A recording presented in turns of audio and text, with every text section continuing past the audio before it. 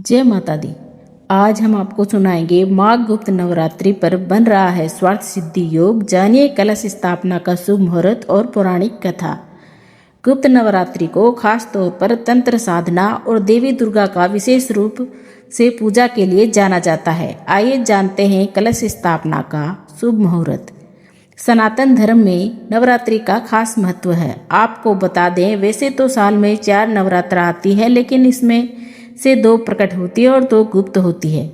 इस बार की माघ गुप्त नवरात्रि का आरंभ 19 जनवरी से हो रहा है और इसका समापन 27 जनवरी को होगा। गुप्त नवरात्रि में माता दुर्गा की गुप्त रूप से पूजा की आराधना की जाती है। मतलब गुप्त नवरात्र रहस्यमय साधनाओं के लिए किए जाते हैं। वहीं इस दौरान साधन शक्ति अर्जन और जीवन की बाधाओं से मुक्ति के लिए देवी को प्रसन्न करते हैं। इन दिनों 10 महाविद्याओं की भी विशेष पूजा की जाती है। ये है 10 महाविद्या: काली, तारा, त्रिपुर सुंदरी, भुवनेश्वरी, छिन्नमस्ता, त्रिपुर भैरवी, धूमावती, बगलामुखी, मातंगी और कमला।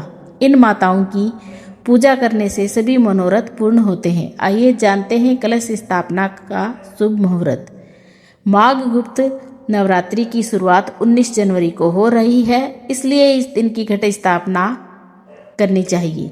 वहीं घट स्थापना के लिए शुभ मुहूर्त 19 जनवरी को सुबह 7:14 से लेकर 10:47 तक रहेगा। वहीं आप चाहे तो दोपहर 12:11 से लेकर दोपहर 12:53 के बीच अभिजीत मुहूर्त में भी कलश स्थापना कर सकते हैं। बन रहा है शुभ योग। गुप्त नवरात्रि पर स्वार्थ सिद्ध योग बन रहा है। इस योग को ज्योतिष में बेहद विशेष माना जाता है। इस योग में पूजा का दोगुना फल प्राप्त होता है। पौराणिक कथा के अनुसार एक बार ऋषि श्रृंगी अपने भक्तों को दर्शन दे रहे थे कि तभी अचानक से भीड़ में से एक स्त्री निकलकर सामने आई। उस स्त्री ने ऋषि श्रृंगी से कहा कि मेरे पति हमेशा गलत कामों में घिरे रहते हैं, जिस वजह से मैं ना तो पूजा पाठ कर पाती हूँ, ना ही धर्म और भक्ति से जुड़ा कोई कार्य कर पाती हूँ। लेकिन मैं माँ दुर्गा की उपासना करना चाहती हूँ।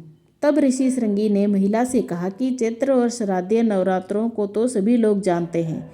हालांकि इसके अतिरिक्त 2 अन्य नवरात्रि भी होती है, जिन्हें गुप्त नवरात्रि के नाम से जाना जाता है। ऋषि ने स्त्री को बताया, जहाँ प्रकट नवरात्रों में 9 देवियों की उपासना की जाती है, तो वही गुप्त नवरात्रों में 10 महाविद्याओं की साधना किए जाने का विधान है। धार्मिक मान्यता है कि इन गुप्त नवरात्रि में जो भी भक्त माता दुर्गा की विधि विधान से पूजा करता है, उसके जीवन में सुख समृद्धि सदैव बनी रहती है।